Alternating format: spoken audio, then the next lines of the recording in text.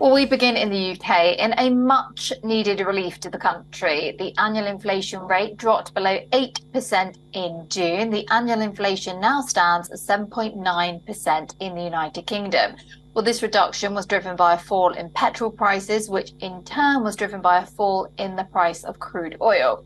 Well, despite the slight let up, food price inflation still remains at a very high level in the UK. This is all according to the official figures from the Office for National Statistics. Now, although prices are still rising, the rate of the increase has slowed substantially to its lowest annual level since March 2022. Labour's Shadow Chancellor Rachel Reeves dubbed the situation in the UK as quite unique. Now, on the other hand, the Finance Minister Jeremy Hunt said that high prices are still a huge worry for families and businesses. He further added, and I'm quoting here, that the best and the only way we can ease this pressure and get our economy growing again is by sticking to the plan to halve inflation this year. Prime Minister Rishi Sunak has set a target of reducing inflation to 5% by the end of 2023. Now, for more on this, we're joined by our London correspondent Alex Isaac just there. So we're still quite a way off that target, but it's going in the right direction now.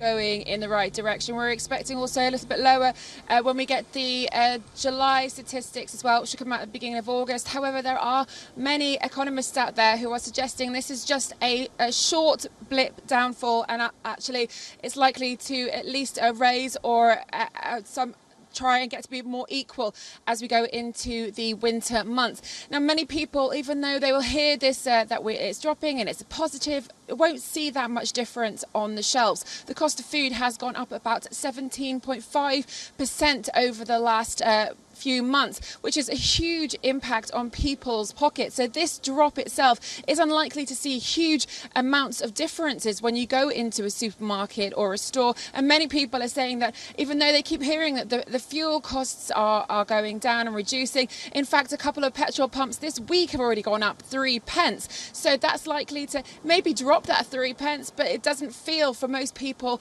that actually there's going to be much of an impact at all on this inflation. But it is positive, and many people are hoping that the Bank of England doesn't hike its interest rates, which it had promised to do. So everybody's going to be keeping an eye on that. Now, the interesting fact of this as well is that sterling drops. The pound dropped itself today. We were expecting a bit of a rise, so that's not that positive either for the economy. So there is a shining small light ahead, but we shouldn't really take this as we're coming out of the complete darkness. There are a lot of factors, specifically when it comes to food, manufacturing costs. They're still high, and a lot of supermarkets have said that they've been working together to try and keep costs low. But the average person, as I said, is unlikely to see much difference when it comes to what's in their pocket and moving forward.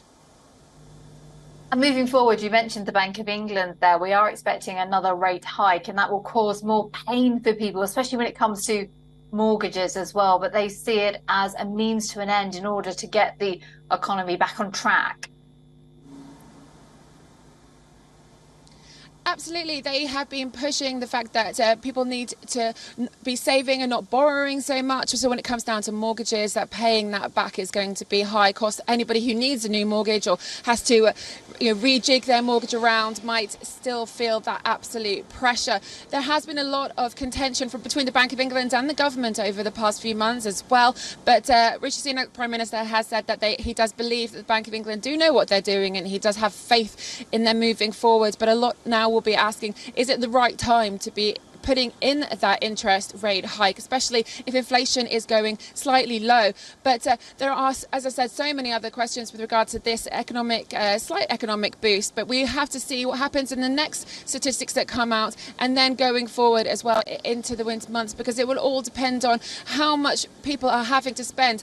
If any wages are going to be increasing as well, that's a big factor. So a lot of people are still seeing this housing market that is very expensive, rentals very expensive, everything is still costing a lot of money. So this low inflation isn't really going to be helping the average person, and whether or not the Bank of England decides about that interest rate hike, that's something they're really going to have to consider now, because as well as we're going into those by-elections, as we're going forward to the end of the year, people really want to see at least that they're getting some value for their money.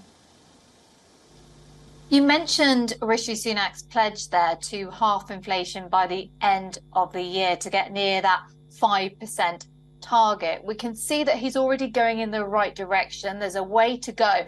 But how important is that in terms of, we know it was one of his pledges when he took over the top spot here in British politics. But how important is that, do you think, Alex, in terms of his popularity as the leader of the Conservatives?